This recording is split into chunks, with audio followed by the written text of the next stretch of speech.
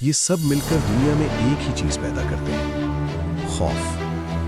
جب دنیا میں خوف بڑھتا ہے، سرمایہ کار خطرناک جگہوں سے پیسہ نکال لیتے ہیں۔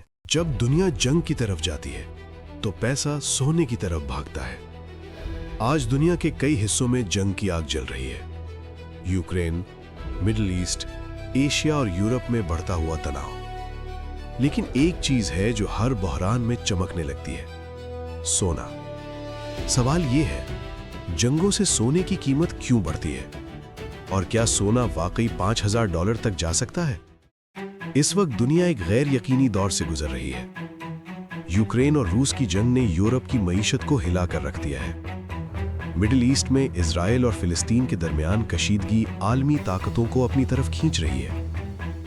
اور اب عالمی طاقتوں کے درمیان تجارتی جنگیں، پابندیاں اور سیاسی دباؤ، یہ سب مل کر دنیا میں ایک ہی چیز پیدا کرتے ہیں: خوف۔ جب دنیا میں خوف بڑھتا ہے، سرمایہ کار خطرناک جگہوں سے پیسہ نکال لیتے ہیں۔ اسٹاک مارکیٹ غیر محفوظ، کرنسی کمزور ہو سکتی ہے، بینک سیاست کے زیر اثر۔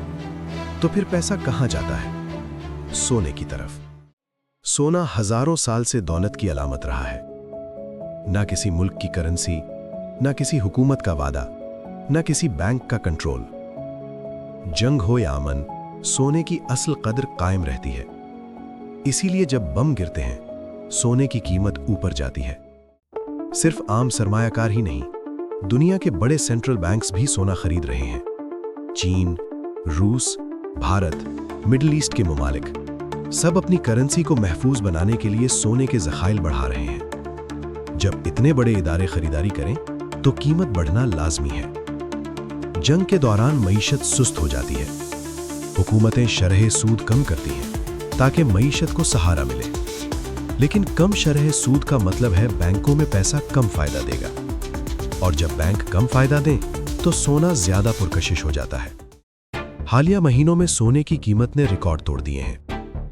عالمی کشیدگی، امریکی ڈالر پر دباؤ، بڑھتا ہوا قرض اور مستقبل کا خوف، یہ سب مل کر سونے کو اوپر لے جا رہے ہیں۔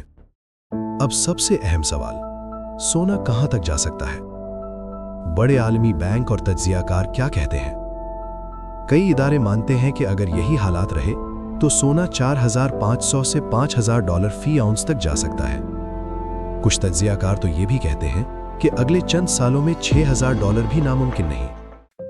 تاریخ ہمیں ایک ہی سبق دیتی ہے: جب دنیا غیر محفوظ ہوتی ہے، سونا محفوظ ہو جاتا ہے۔ جنگیں انسانیت کے لیے تباہ کن ہیں، لیکن مالی منڈیوں میں یہ سونے کو طاقت دیتی ہیں۔